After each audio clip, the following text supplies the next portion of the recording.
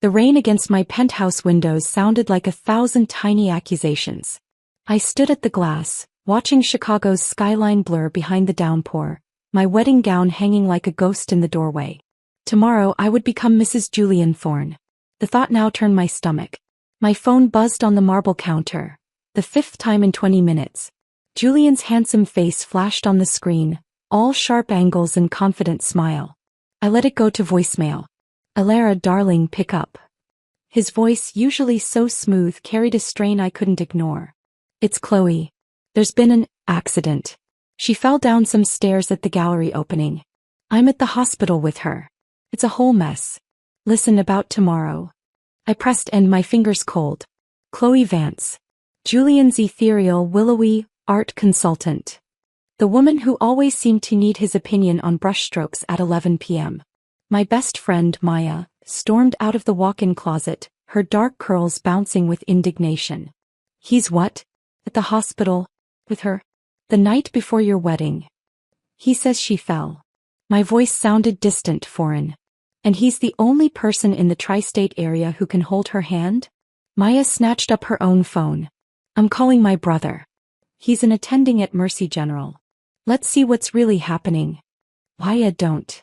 The protest was weak.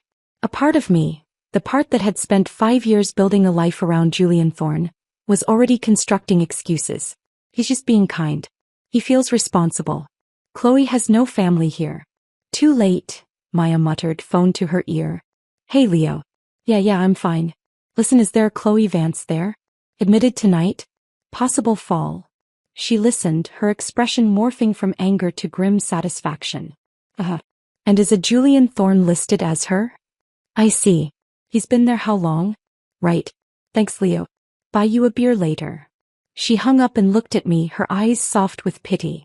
"She's got a sprained ankle, Alara. A minor sprain. They gave her an ice pack and crutches. She's been discharged. Julian has been listed as her emergency contact and primary point of contact for 2 hours." The room tilted. Emergency contact. The words were a physical blow.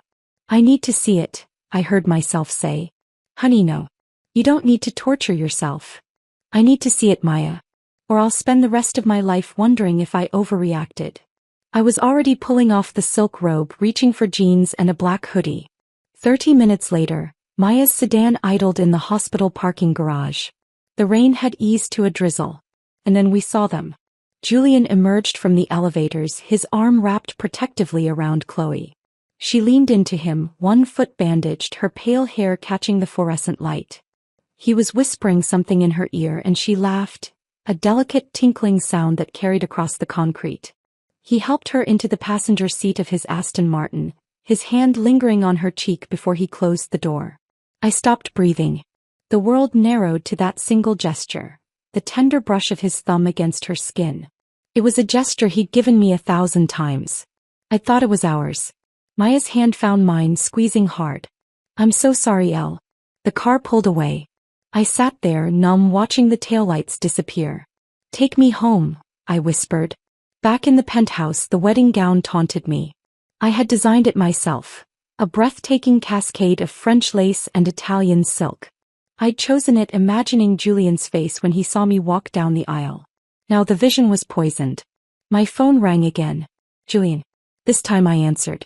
"Alara, thank God. Listen, about Chloe. Is she okay?" I interrupted, my voice eerily calm. "She will be. It was a bad fall, darling. She's very shaken up. She needs support. And you're the one who has to provide it." He sighed, the sound full of manufactured exhaustion. "It's complicated. He's fragile. You're so strong, Alara. You understand pressure. Chloe, she doesn't have your resilience. I was thinking, what if we postponed? Just a week or 2. Until this blows over." Postpone. The word hung in the air. Postpone so he could tend to his mistress. Postpone my wedding, my family, my pride for her. 5 years. 5 years of molding myself to fit his world. Leaving the family business alliance my parents had carefully brokered with the Sterling family. Pushing aside my own dream of starting an architectural design firm to host his parties and manage his social calendar. All for this moment where he asked to delay our future for a woman with a sprained ankle. "A week or 2, I repeated. It's the decent thing to do, he said, his voice dripping with faux nobility. I can't just abandon her, not when she's like this. You see that, don't you? I saw it all. I saw the 5 years of my life I'd handed him. I saw the way he'd slowly isolated me from my own ambitions. I saw my parents' disappointed faces when I turned down a marriage to Cashin Sterling, a solid, quiet man from my past, for Julian's flashy, empty charm. I see, I said slowly. The decent thing. So you agree? I'll call the planner first thing, start making the calls. No, Julian. Silence. What? I said no. We are not postponing. Alara, be reasonable. Chloe is. Chloe is not my concern. The wedding is tomorrow.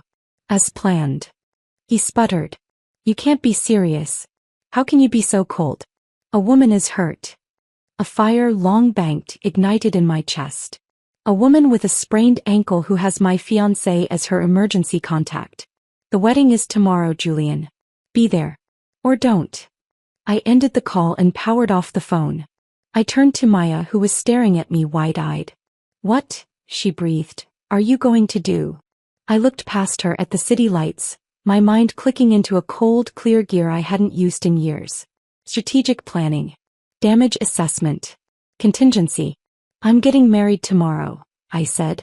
But I need a different groom. Maya blinked. What? The alliance my parents wanted. With the Sterling family. Cashin.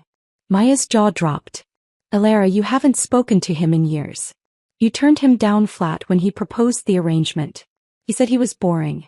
A reliable cornerstone, you called him, and you wanted a spire. A spire just stabbed me in the heart, I said flatly. A cornerstone sounds perfect. I walked to my desk, pulled out an old address book. A physical thing from a different era. I found the number. Not his office. A private line I remembered from a lifetime ago when we were teenagers thrown together at endless society functions. I picked up the landline and dialed. It rang 3 times. A calm, steady voice answered. Cashin Sterling. He didn't sound surprised. He didn't sound like anything. It was just a statement. My courage faltered. What was I doing? Then I saw the ghost of my wedding gown in the doorway. Cashin. It's Alara. Alara Vance. I took a shuddering breath.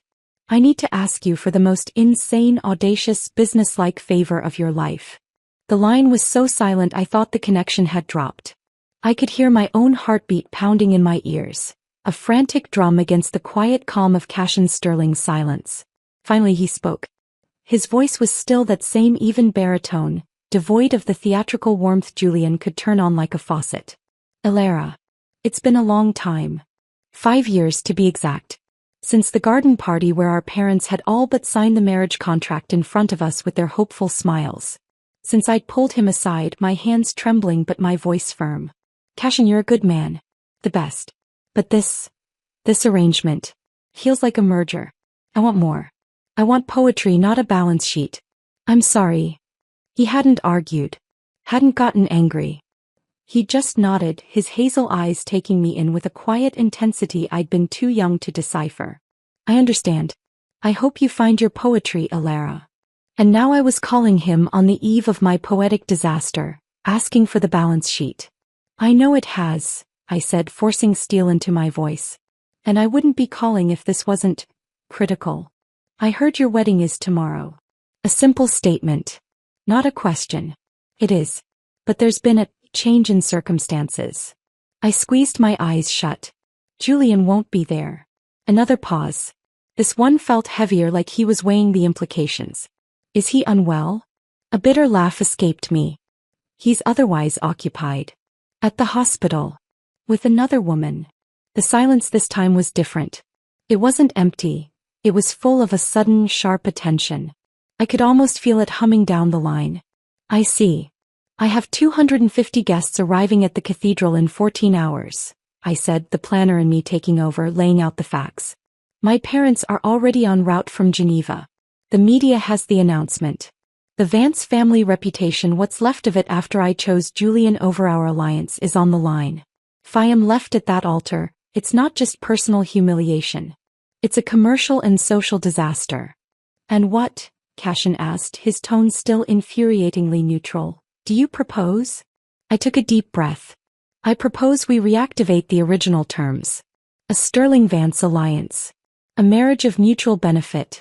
You get the shipping lane access and the European portfolio my family controls. I get a groom at the altar tomorrow who isn't a cheating liar.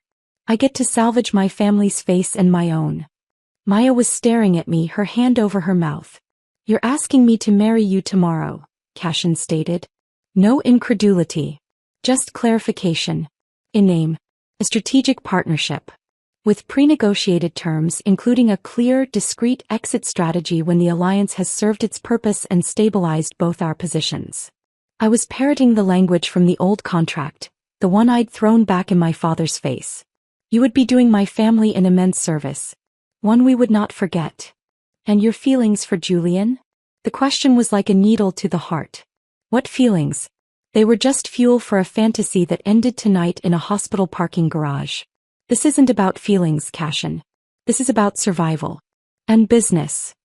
I heard a soft sound on his end, a rustle of paper perhaps. He was in his study.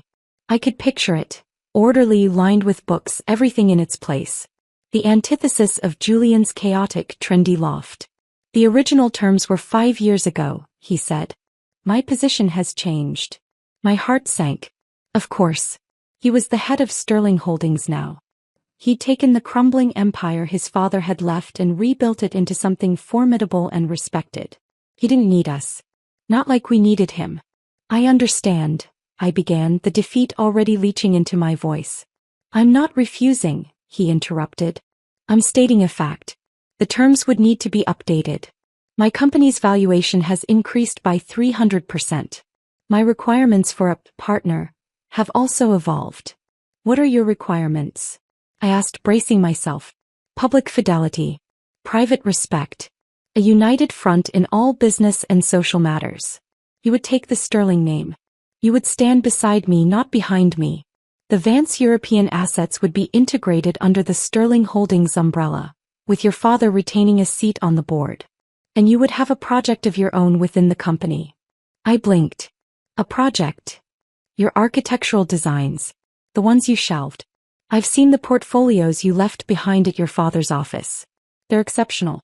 Sterling Holdings is developing a new sustainable urban complex. I want you to lead the design team. It was my turn to be silent. He'd seen them. He'd remembered. This isn't just damage control for you, is it? I whispered. Everything is business, Ilara, he said, but his voice had softened just a fraction. And good business is about utilizing assets to their fullest potential. You are an underutilized asset. This arrangement corrects that. It was the least romantic proposition in history. And it felt more solid, more real than any vow Julian had ever whispered. And the personal aspects? I asked, my face flushing. Would be defined by mutual agreement as per a contract. Separate bedrooms are a given unless otherwise negotiated. Our public image would be one of a loving modern power couple. What happens in private remains private, and subject to the terms we set. It was so cold. So clean. So utterly safe. Do you agree in principle? He asked. I looked at Maya. She was nodding fiercely, tears in her eyes. I agree, I said. Good.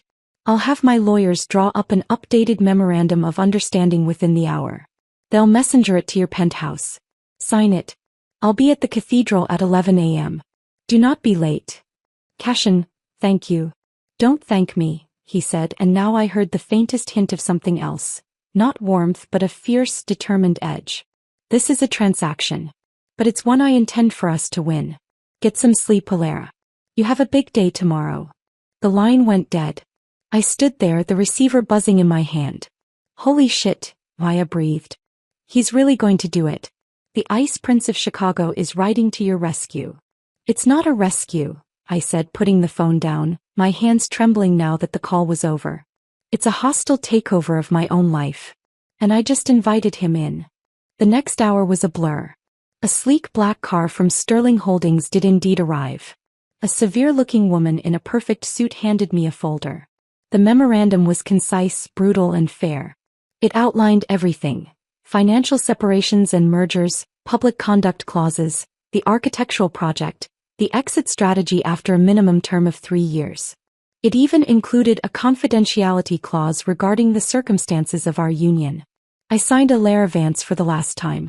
At 5 a.m. my phone now turned back on exploded. Dozens of messages from Julian. Julian, you're being hysterical. Call me. Julian, fine. If you want to do this the hard way, we'll do it the hard way. I'll be there. But don't expect me to be happy about it. Julian, Chloe is devastated you're being so cruel. Julian, Alara, answer me. The last one came at 4:30 a.m. I'm on my way home. We'll talk before the ceremony. The key turned in the penthouse door at 6 a.m. Julian strode in, looking tired and magnificently aggrieved. He'd changed clothes, he must have gone home first. The nerve. Finally, he said, running a hand through his perfect hair. I've been going out of my mind. Now let's talk sense. We postpone for a month. I'll handle the planners. You can go to your parents' lake house, relax. When you come back, this will all have blown over and we can have the wedding properly without this drama. I was already in my robe sipping coffee. I looked at him, really looked at him. The man I'd fought for, begged for, rebuilt myself for. He was a beautiful shell. There's no postponement, Julian. The wedding is today. At 11. He threw his hands up. For God's sake, Alara. Why are you being so stubborn? This is about a human being's well-being. Is it? I set my cup down. Tell me, when did you list yourself as Chloe Vance's emergency contact? He froze. The mask slipped for a second, revealing sheer panic. That, she had no one else. It was a clerical thing. And the monthly transfers of $5,000 to her account? The ones from the joint account I funded? Was that clerical too? His face went pale. You've been going through my statements? You left them open on your desk for a year, Julian. I just finally decided to look. You've been supporting her. And her mother. For how long? The entire 2 years we've been engaged. He deflated, but his eyes turned sly. So what if I have? She's talented. She needed patronage. You have everything, Alara. Can't you be generous? The audacity stole my breath. With my money? To your mistress. She's not my mistress, he shouted, then lowered his voice. She's a complex soul. She needs me. Then you should be free to give her all the support she needs, I said, my voice icy calm. Starting today. You're not marrying me. He laughed, a short, derisive burst. Oh, so you're calling it off? After all this? Fine. But you'll be the one to explain it to everyone. You'll be the jilted bride. Good luck with that. I'm not calling it off. I'm replacing you. He stared at me, uncomprehending. What? My groom will be at the cathedral at 11. It just won't be you. Now I need you to leave. My wedding planner will be here soon, and your presence is a complication I no longer require. His confusion twisted into dawning horror, then fury. Who would be that stupid? Who would take my place? Someone who understands the value of an alliance, I said, walking to the door and holding it open. Get out, Julian. And take your things. The movers will be here for the rest this afternoon. Anything left will be donated. You can't do this, he snarled, stepping close. He smelled like another woman's perfume, something light and floral. You're nothing without me. You're a social climber who got lucky. For the first time I smiled. It felt sharp and new. No, Julian. I'm a Vance who settled for you. And today I stopped settling. Now get out. He left then, his rage palpable. He slammed the door so hard the framed sketch of my wedding dress design fell and shattered. I looked at the broken glass on the floor, then at the pristine memorandum of understanding on the counter. One chapter was in shards. Another, written in stark, unromantic ink, was about to begin. The cathedral was a symphony of white roses and whispered shock. I stood in the vestry, the heavy silk and lace of my gown a tangible weight, listening to the muted murmur of 250 guests through the ancient oak door. Maya fussed with my veil, her fingers trembling more than mine. He's here, she whispered, peeking through a crack. Cashin. He's at the altar. He looks like a statue. A very handsome, terrifying statue. My stomach was a knot of ice. I'd signed a contract, not a love story. This was a corporate merger with organ music. My parents had arrived just an hour before, pale with confusion and a dawning, grim understanding after a frantic, hushed briefing. My father had squeezed my shoulder, his voice thick. Sterling is a good man, Alara. A solid man. Better than the alternative today. My mother had just wept silently, stroking my cheek, mourning the fairy tale that had curdled into scandal. The door to the vestry burst open. Julian stood there, disheveled, his tuxedo tie askew, his eyes blazing. He'd somehow gotten past security. "You can't do this," he hissed, stepping inside. Maya moved in front of me like a tiny, furious shield. "It's done, Julian," I said, my voice steady. The sight of him now evoked nothing but a cold, clear contempt. "Him?" Julian spat, jerking his head towards the cathedral nave. "Cassian Sterling? The human spreadsheet? You're trading me for that? For a man who thinks a prenup is foreplay?" "He's at the altar," I said simply. "Where were you last night?"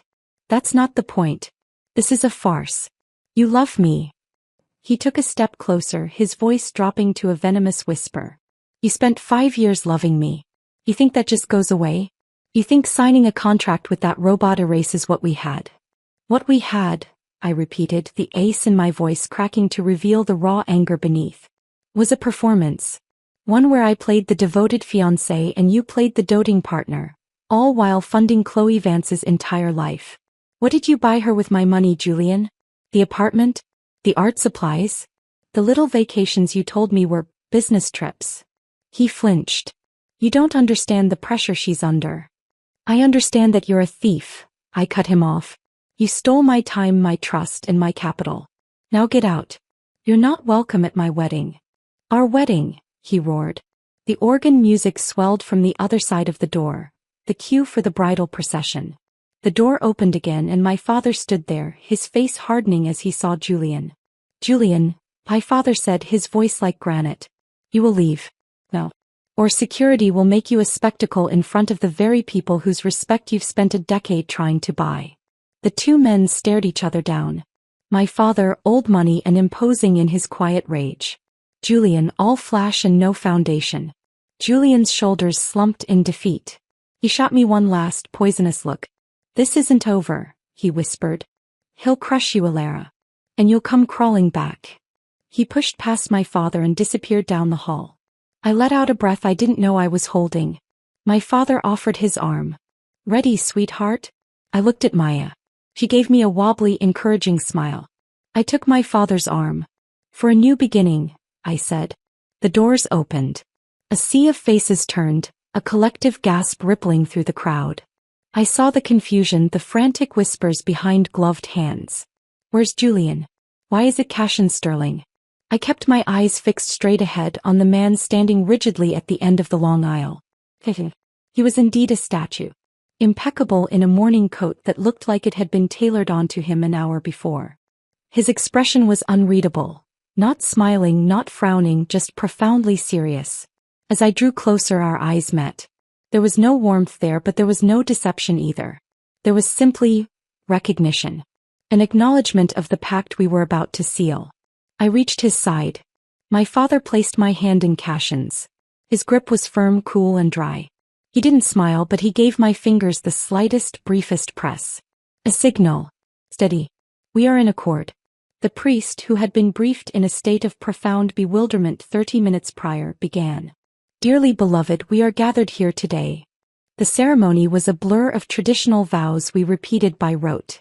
There was no personal touch, no handwritten pledges. When the priest said, "You may now kiss the bride," a fresh wave of tension gripped the congregation. Cassian turned to me. He leaned in, his movements deliberate. He placed one hand lightly on my waist, the other still holding mine. His face filled my vision. The sharp line of his jaw, the startling clarity of his hazel eyes. He paused for a fraction of a second, a question in his gaze. I gave an almost imperceptible nod. The kiss was brief. His lips were soft but firm against mine, a seal on a document. It lasted 3 seconds. It was the most honest interaction I'd had with a man in years. The organ boomed.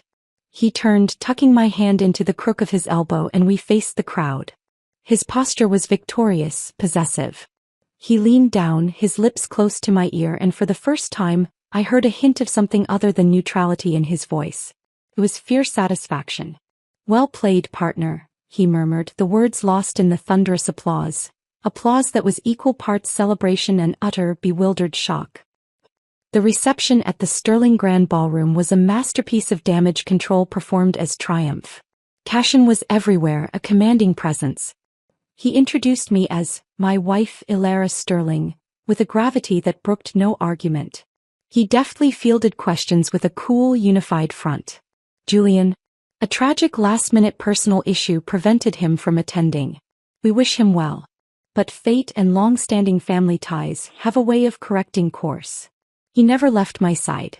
His hand was a constant guiding pressure on the small of my back. When my Aunt Helena, a notorious gossip, cornered me by the champagne fountain, her eyes gleaming with malice, Cashin appeared as if from thin air. Aunt Helena, he said, his voice slicing through her simpering. I understand you're investing in the new waterfront condos. You should know the seismic reports have come back concerning. My office can send you the details. Wouldn't want you to make a shaky investment. He smiled, a thin, dangerous thing, and led me away before she could sputter a reply. Thank you, I whispered as we glided into a waltz. It's in the contract, he said, his gaze scanning the room over my shoulder. United Front. She was a threat to the asset. I neutralized her. The asset, I repeated, the word tasting bitter. His eyes snapped back to mine. For the first time I saw a flicker of something like impatience. You are the central asset in this alliance, Ilara. Your name, your reputation, your design talent. My job is to protect and maximize that value. Do not confuse clear terminology with disrespect. The dance ended. He led me to our sweetheart table. As we sat, he poured me a glass of water with his own hand. You're dehydrated. Drink. It was an order. I drank. The evening wore on. We cut the cake, a towering confection ordered for a different groom. We smiled for 1,000 pictures. We performed. It was near midnight when we finally left in a sleek black town car, bound not for Julian's loft or my penthouse, but for Cashin's residence, a formidable modern fortress on Lakeshore Drive. The silence in the car was heavy. The adrenaline of the day was draining away, leaving a hollow, aching exhaustion. The memoranda from my lawyers, Cashin said, breaking the quiet. They arrived at Julian's firm this afternoon. Formal notice of termination of all joint ventures, and a demand for a full forensic accounting of the consulting fees paid to Chloe Vance from shared assets. He'll be served personally tomorrow. I turned to him, stunned. You didn't have to do that. Yes, I did. It's Clause 4B, active protection of joint and separate assets from prior predatory relationships. He said it like he was reciting from a manual. He took what was yours. I am ensuring it is returned with interest and penalty. The car pulled into a private underground garage. We took a silent elevator up to the penthouse. The doors opened directly into a sprawling, minimalist living space. Floor-to-ceiling windows showed a vast, dark Lake Michigan. It was stunning and utterly soulless. A dignified older woman in a severe black dress appeared. Mrs. Sterling. I am Mrs. Hale, the house manager. Your suite is this way. Mr. Sterling's is on the opposite wing. Of course. Separate wings. Cashin gave a curt nod. Mrs. Hale will see to your needs. My lawyers will be here at 9 a.m. to review the full marriage contract. Good night, Ilara. He turned and walked away down a wide, dimly lit corridor, his footsteps echoing on the polished concrete. He didn't look back. Mrs. Hale led me to a breathtaking suite. A bedroom, a sitting room, a lavish bathroom. My luggage, sent over from my penthouse, was already neatly arranged. Will you require anything else, madam? No. Thank you, Mrs. Hale. She left, closing the door with a soft click. I was alone. Finally, utterly alone. I walked to the window, hugging myself.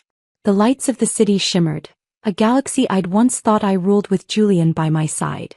Now I was in a gilded cage of my own making, married to a stranger who quoted contract clauses like poetry. A soft knock on the connecting door to the sitting room made me jump. Before I could answer, it opened. Cashin stood there. He had shed his morning coat and tie. He looked younger, softer, and infinitely more tired. In his hands he held 2 glasses and a bottle of amber liquid. I realized, he said, his voice quieter now, stripped of its public performative edge, that while we have a contract, we have no foundation. And even the most well-built structure needs a foundation. He walked in, set the glasses down on a table and poured 2 fingers into each. He handed one to me.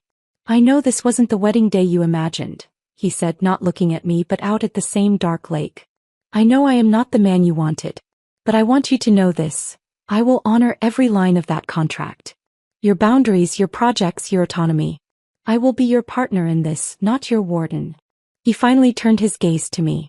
The clarity was still there, but the ice had melted, revealing something more complex. A solemn, unwavering integrity. Why did you say yes, Cashin? I asked, the question I'd been too afraid to voice. You didn't need this. You didn't need me. He took a slow sip of his drink. 5 years ago you told me you wanted poetry. Julian Thorne offered you cheap limericks. I'm not a poet, Alara. I am an architect. I build things that last. I saw something worth building with you then. I still see it now. Even if the blueprint has changed dramatically.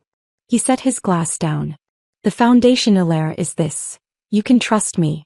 You may never love me. But you can trust me. That has to be enough for now. He gave me a short, formal nod and left, closing the door gently behind him. I stood there in the silent, luxurious room, the weight of the day pressing down on me. I lifted the glass he'd given me and took a sip. The whiskey was smooth, complex, and it burned a path of warmth through the cold hollow inside me. He was right. It wasn't poetry. It was a promise. And for the first time since I'd seen Julian's hand on Chloe's cheek, the ground beneath my feet felt solid. The next morning arrived not with a romantic sunrise, but with the precise, efficient arrival of Cashin's legal team. I sat across from 3 severe men in impeccable suits at the vast, polished dining table, the morning light glaring off the lake outside. Cashin sat at the head, a cup of black coffee at his elbow, his posture one of absolute command. Mrs. Sterling, the lead lawyer, a man named Mr. Graves, began, sliding a document thicker than a novel toward me. The full marital agreement. It incorporates last night's memorandum and expands upon it. Please pay particular attention to sections 7, 12 and the addendum. My eyes scanned the dense legalese. It covered everything. The complete separation of my premarital assets from his with ironclad protections for both. The monthly allocation for my personal and professional use. The specifics of the design project leadership role, including my salary, which was startlingly generous, and the terms for dissolution after 3 years with graduated benefits based on the duration of the alliance. It was, as Cashin had said, a blueprint. But it was the addendum that made my breath catch. It was titled, Personal Conduct and Mutual Respect. Clause 2.1. Both parties agree to complete transparency regarding all external relationships that may impact the public perception of the alliance.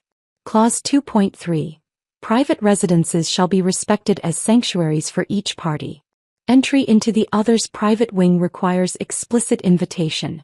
Clause 2.5. Disparagement of the other party in public or in private is grounds for immediate contractual renegotiation and potential penalty. It was a cold, clear code of conduct. A wall to build a life behind. I looked up at Cashin. He met my gaze, giving a single, slight nod. This is the frame. Now we fill it in. I signed. Alara Sterling. The name felt strange under my hand. The lawyers departed with a chorus of quiet congratulations. The silence they left behind was profound. Cashin pushed back his chair. The project site is at 10 a.m. The team is expecting you. My driver will take you. He paused as if considering his words. They are some of the best in the city. They will test you. Show them why you deserve to lead. It wasn't a pep talk. It was a battlefield assessment. I found I preferred it. And what will you be doing? I asked, standing, smoothing the skirt of my severe new brand me black dress. A ghost of something, not a smile but a flicker of intent, crossed his face. I have a meeting with the board of Thorne Enterprises. Julian's father is concerned about some of his son's recent financial decisions. Decisions that now, indirectly, involve the Sterling family due to our union. A chill that had nothing to do with the air conditioning went down my spine. The game had already moved to a different board. You're going after him. I'm protecting our assets, he corrected, his tone leaving no room for argument. His poor judgment is a liability.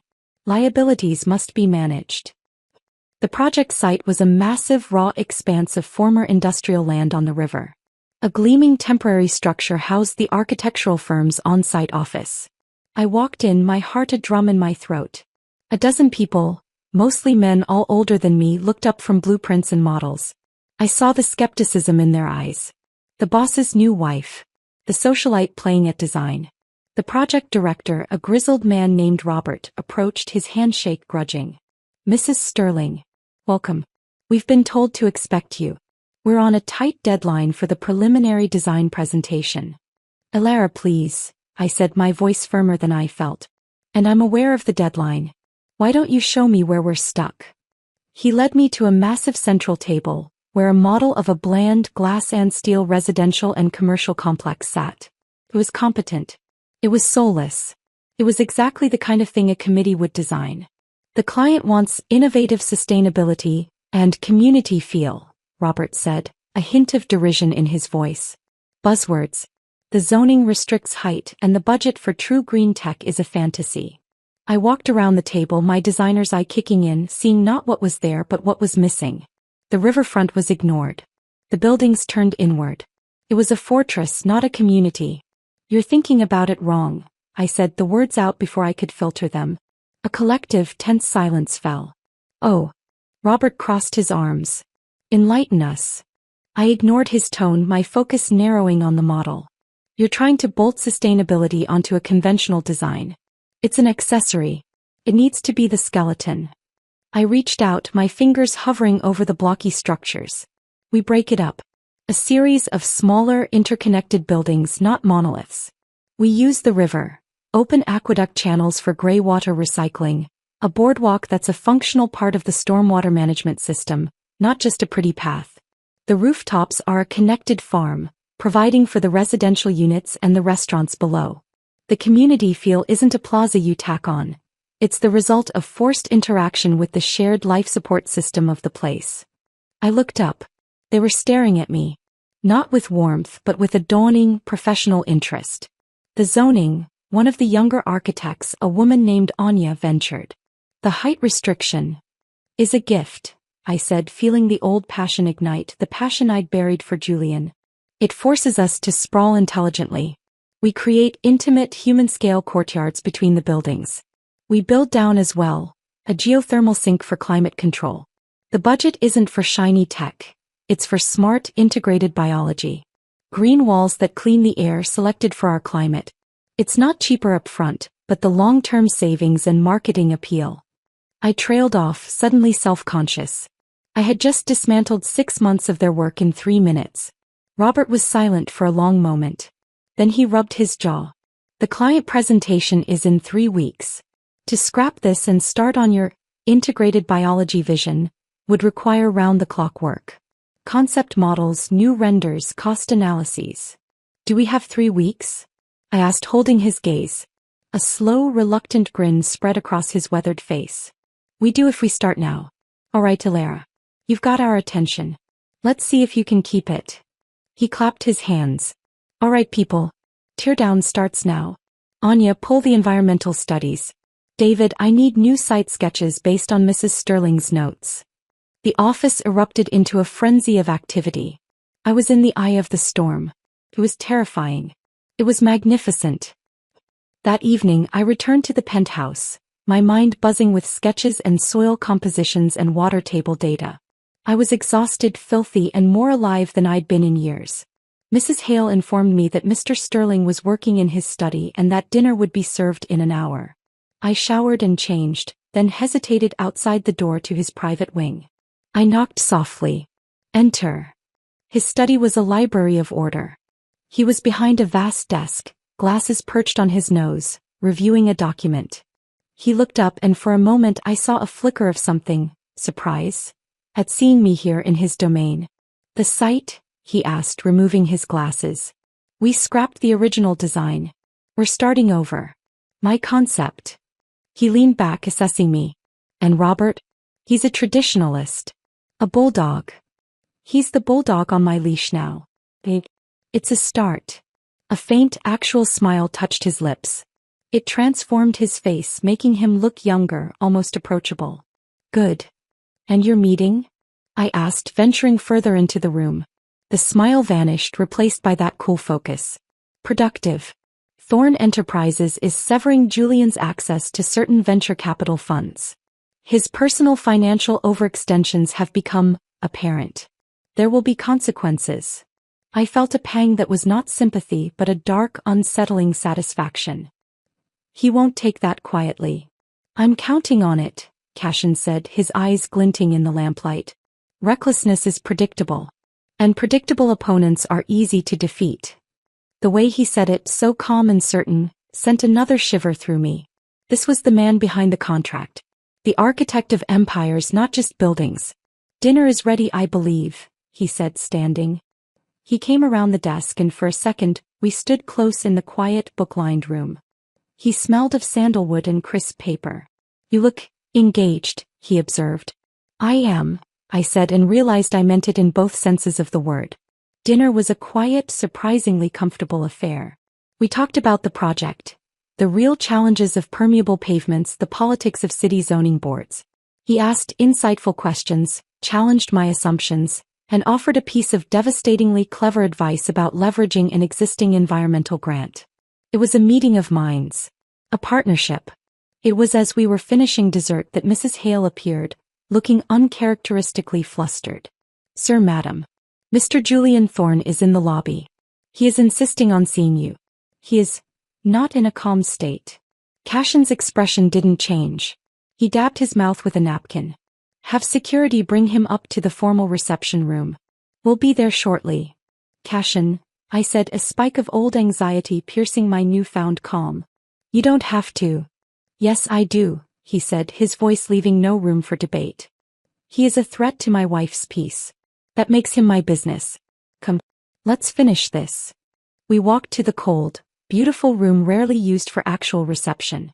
Julian stood in the center, his coat dripping rain, his hair wild. He looked like a cornered animal. You, he snarled as we entered, his eyes darting between us, landing on me with pure venom. You did this. You turned your new husband against me.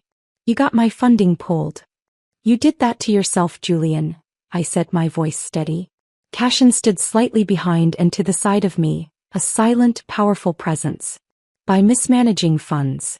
By using joint assets for personal indiscretions. They were investments, he shouted, taking a step forward. Cashin moved then, just a subtle shift of his weight, placing himself fractionally more between Julian and me. It was a predator's move, silent and absolute. Julian froze. Your investments have been audited, Thorne, Cashin said, his voice a low, dangerous monotone. The consulting fees. The over-leveraged property flips. The money diverted to Ms. Vance's gallery, which has yet to sell a single piece. My meeting with your father today was merely a courtesy. The information has already been shared with the relevant financial authorities. Julian's face went ashen. You can't. I already have, Cashin replied. You built a house of cards on my wife's money and her goodwill. The wind has changed. It's falling down. Julian seemed to deflate, his bravado crumbling into desperate, wheedling panic. He looked past Cashin directly at me. Alara, please. You loved me once. You know me. Don't let him destroy me. This is between us. For a moment, I saw the ghost of the man I'd loved. The charming, vulnerable boy I'd thought needed saving. But the ghost was transparent, and behind it I saw the liar, the thief, the man in the parking garage. There is no us, Julian, I said, the finality in my voice surprising even me. There is my husband and there is a man who defrauded me. The conversation is over. I turned to leave. I didn't need to see his collapse. I felt Cashin's hand, light but firm, on my elbow, guiding me from the room. He didn't look back either.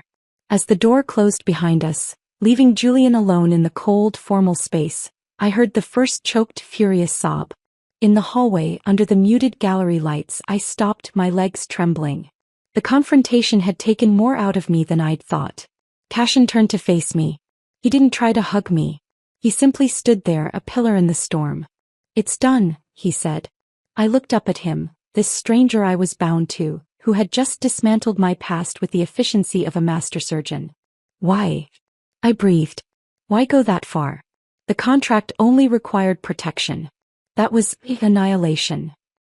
He looked down at me, his hazel eyes inscrutable in the dim light.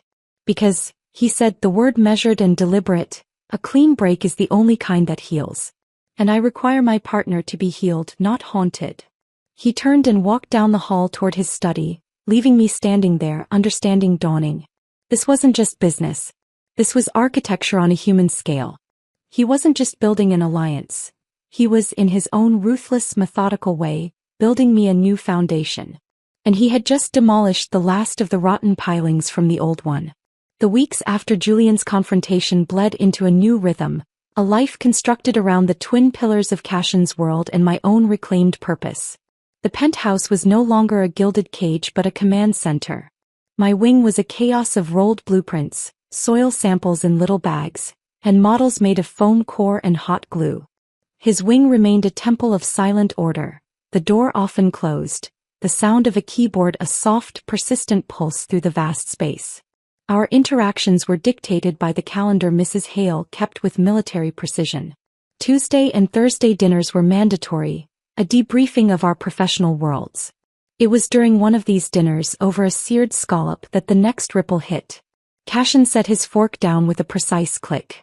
There's a charity gala at the Art Institute on Saturday. The guest list is comprehensive. Chloe Vance will be there.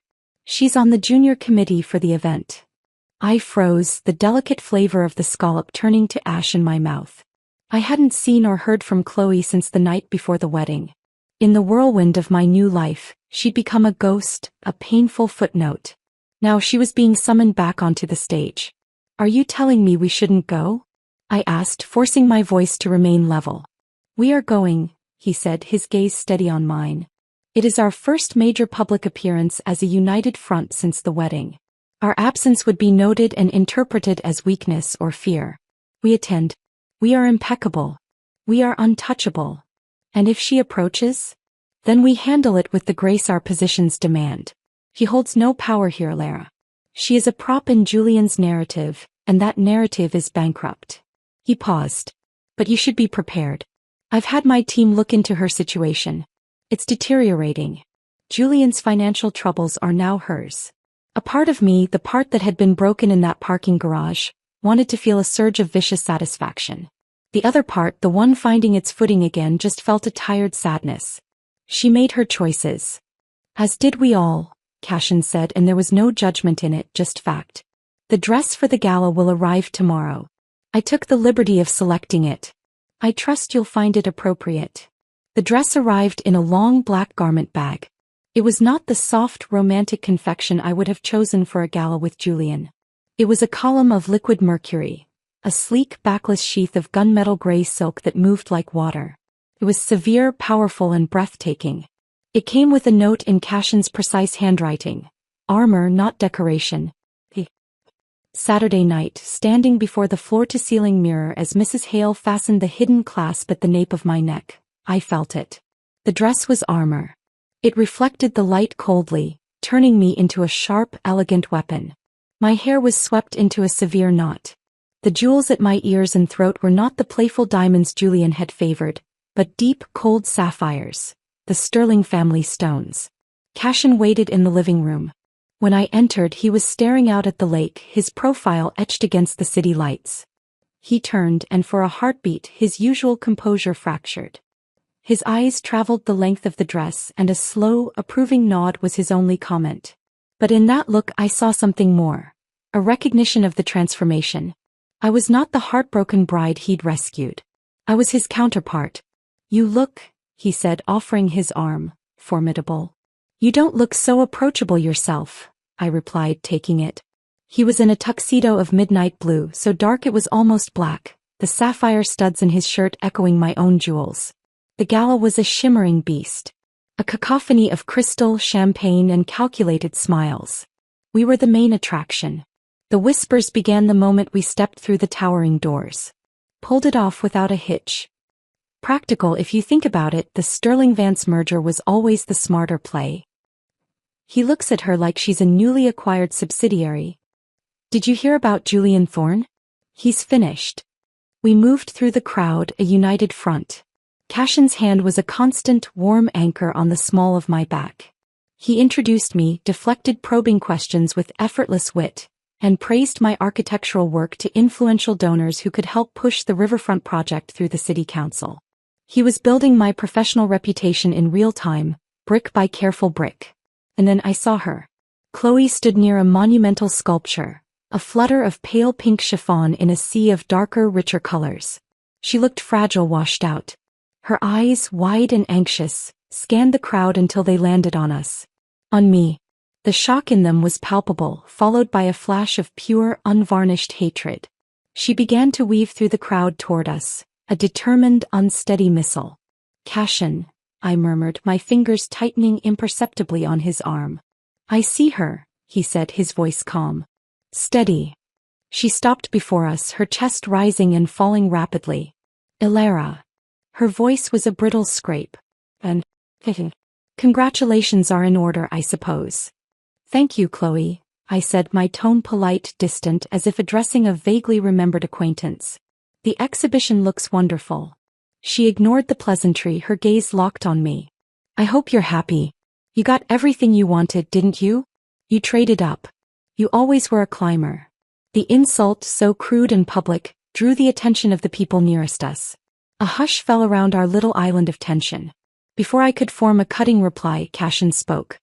His voice was not loud, but it carried, clear and cold as a winter lake.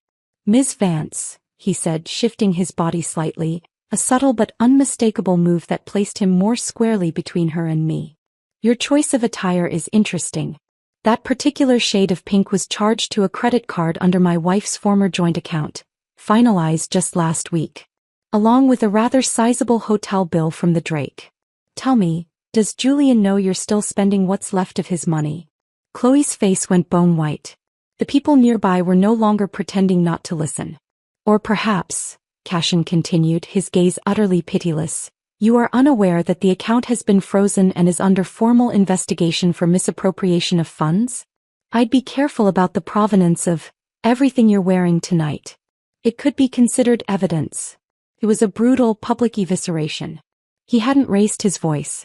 He'd simply stated facts, each one a scalpel. Chloe looked as if she'd been physically struck. She took a stumbling step back, her eyes darting around at the rapt, scandalized faces. The narrative had shifted in an instant. She was no longer the wounded, romantic rival. She was a grifter caught in the act. Tears of humiliation welled in her eyes. She turned and fled, the pink chiffon disappearing into the crowd. The silence stretched for a beat longer. Then Cashin turned to the staring onlookers, a faint, cool smile on his lips. "A reminder to always check your financial statements," he said lightly, and the tension broke into nervous laughter and a fresh wave of whispers, now directed at Chloe's retreating back. He guided me away, towards a quieter balcony overlooking the museum's garden. The night air was cool. I was trembling. "You didn't have to do that," I whispered, leaning against the cold stone railing. "She's just a sad woman who made a bad bet." "She made you a victim in a parking garage," he said, his voice losing its social smoothness, turning hard. "She was a willing participant in your humiliation. She does not get to play the wounded dove now. I will not allow anyone to rewrite that history at your expense. He wasn't just protecting an asset. This was personal." The realization was a shock to my system. Was it true? About the dress? Every word. My forensic accountant is very thorough. He turned to face me, his expression unreadable in the shadows. "Does it bother you? My method?" I thought about it. About the public cruelty of it. Then I thought about the private cruelty of her laughter in that garage, Julian's hand on her cheek. "No," I said, the truth solidifying within me. "No, it doesn't. It was justice. Cold but clean." He nodded, satisfied. "Good." We stood in silence for a moment, the sounds of the gala muffled behind us. "Cashin," I said, the question that had been gnawing at me for weeks finally breaking free. "The contract. The 3-year exit clause. Do you ever think about that? About this ending?" He was quiet for a long time, looking out at the dark shapes of the garden sculptures. "I think about the foundation we are building," he said finally. "A good foundation can support many kinds of structures. A fleeting partnership. A lasting alliance. A home." He looked at me then, and his eyes were very clear. "I am an architect, Ilara. I build for permanence. But I only build on ground that is stable and willing to bear the weight. The 3-year clause is your safety net. It is also my guarantee that you are here by choice, not by trap. When the time comes, we will both know what kind of structure we have built." It was the most he had ever said about us.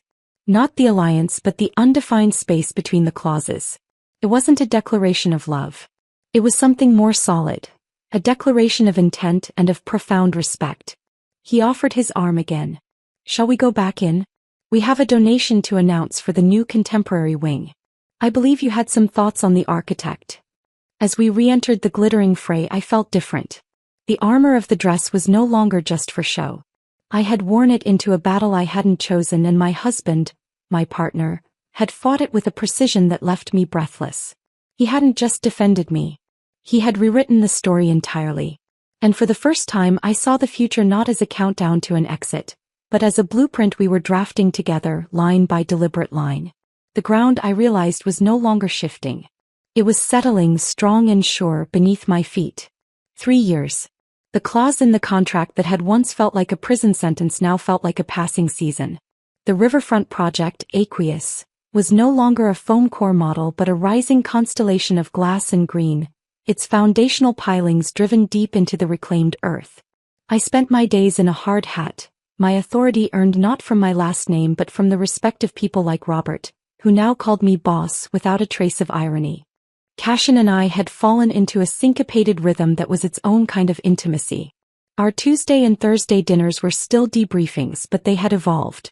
Now he asked for my advice on Sterling Holdings' international logistics, genuinely listening to my thoughts on spatial efficiency and human-centric design.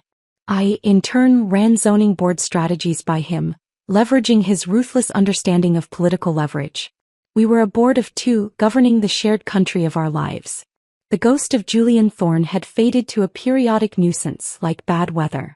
The financial and legal pressures Cashin had orchestrated had forced a fire sale of his assets. The last I heard, he and Chloe were living in a modest apartment in a less gilded zip code, his name synonymous in certain circles with reckless failure. One Thursday evening, a crisp fall night exactly 2 years and 11 months after our wedding, I came home to find Cashin already in our shared living space, a neutral territory we'd gradually furnished with pieces we both loved. He was standing by the fireplace, a glass of whiskey in hand, staring at the flames. He had a particular look about him, a focused stillness that usually preceded a major corporate move. Long day? I asked, slipping off my heels with a grateful sigh. Productive, he said, turning. His gaze swept over me, my practical trousers, my sweater smudged with a hint of drywall dust. The final approvals for the Aqueous residential units came through. Pre-sales are at 90%. A surge of pure professional joy hit me. That's incredible. It was more than a business success. It was vindication. My vision, once a frantic sketch, was now a skyline. It is, he agreed. Then he paused. There's something else. Sit down. The gravity in his tone made my heart skip. I sat on the sofa, tucking my feet beneath me. Was this it? The beginning of the negotiation about the exit clause? The 3-year mark was a month away. My stomach tightened inexplicably. He didn't sit. He remained standing, facing me, the firelight casting half his face in shadow. I had a meeting today. With Julian. The air left the room. What? Why? He requested it. He's desperate. Chloe left him. She emptied what was left of their shared accounts and moved to Santa Fe with an artist she met online. Apparently, the baby she claimed she was carrying last year wasn't viable. Or perhaps was never more than a leverage play. The details are sordid and, frankly, irrelevant. I absorbed this with a strange numbness. The final, ugly punchline to their story. No grand tragedy, just a slow, draining collapse. He came to you for what? A job? Money. A loan. A fresh start. He was under the impression that because time had passed, and you seemed content, that I might be magnanimous. Cashin's lip curled in a faint, cold smile. He gave a speech about past loves and forgiveness. He even had the audacity to imply that you might still harbor a feeling for him, and that I should consider that. A hot spark of anger ignited in my chest. The arrogance. Indeed. Cashin took a slow sip of his whiskey. I told him that the only feeling my wife harbors for him is the same one she holds for a poorly constructed load-bearing wall. Professional disdain for a fundamental flaw. He set his glass down with a sharp click. Then I informed him that the reason for his continued professional blacklisting isn't me. It's you. Me. I told him that the head of the Aqueous Project, a woman of significant and growing influence in this city, has not forgotten his theft of her intellectual and emotional capital, and that as long as she finds the very thought of him distasteful, he will remain in the wilderness. I am merely respecting my partner's preferences. He had made me the power, not himself. He had handed me the sword and told Julian I was the one holding it at his throat. The act of trust, of absolute alliance, was breathtaking. What did he do? I whispered. He cried, Cashin said, devoid of pity. Then he left. You won't be hearing from him again. That chapter is concluded. Permanently. I let out a long, slow breath, feeling the final ghost of that old pain dissolve, not with a whimper, but with the quiet finality of a door locking. Thank you. There's no need. He finally moved, but not to sit. He walked to the window, his back to me. The 3-year review clause in our contract is triggered next month. My lawyers have prepared the dissolution documents as per the agreement. They're on my desk. All terms favorable to you as stipulated.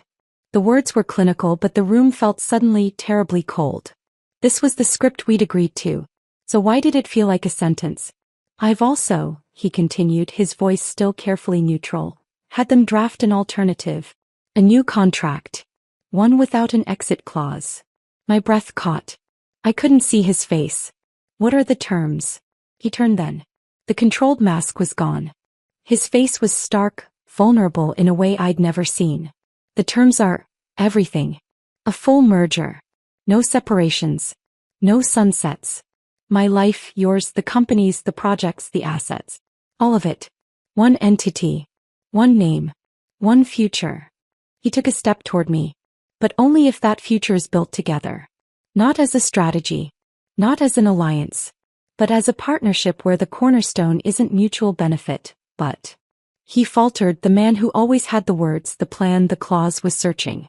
But what, Cashin? I stood, my heart hammering against my ribs.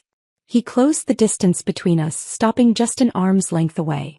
He didn't touch me. When you called me that night, you asked for a businesslike favor. The most audacious one of my life.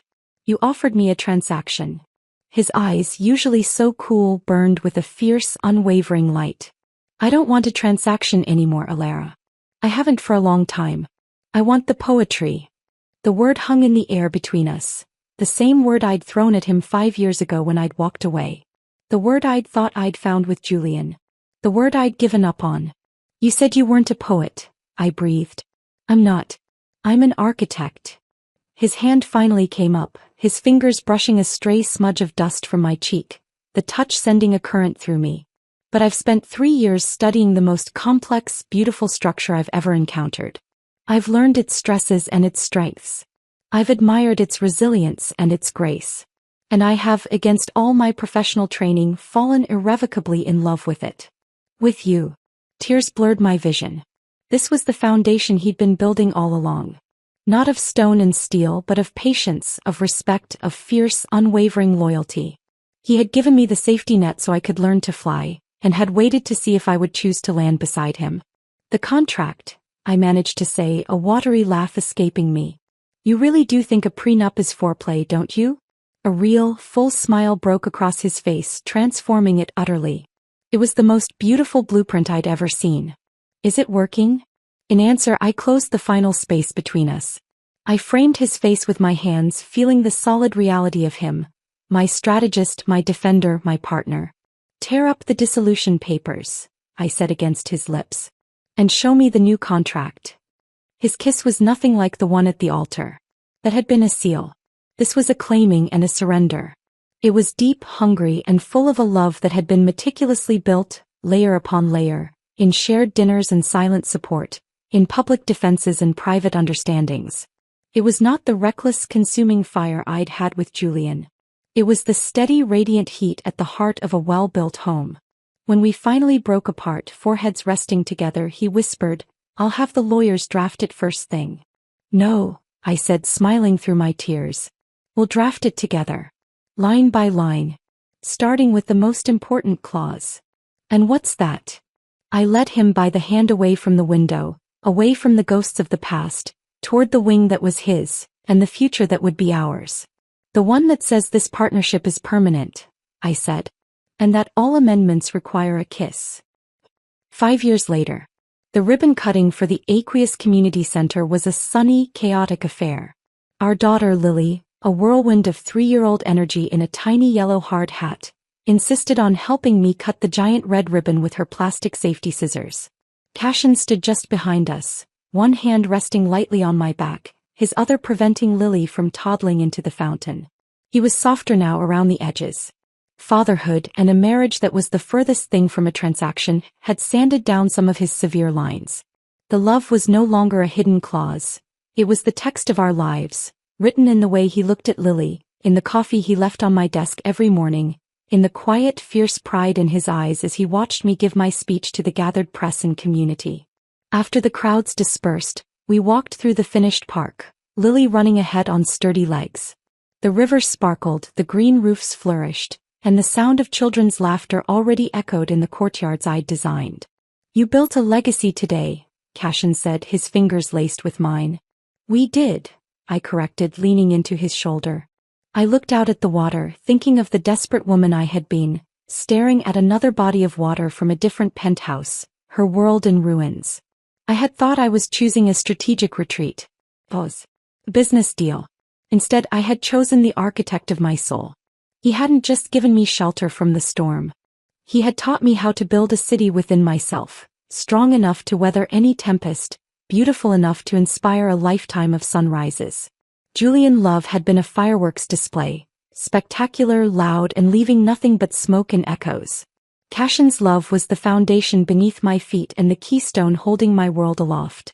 It was the difference between a dramatic, crumbling spire and a cornerstone that would endure for generations. I squeezed his hand, watching our daughter dance in a patch of sunlight. Best merger I ever negotiated. He brought our joined hands to his lips, his eyes holding mine, full of a promise that needed no contract. The only one that ever mattered, my love. The end.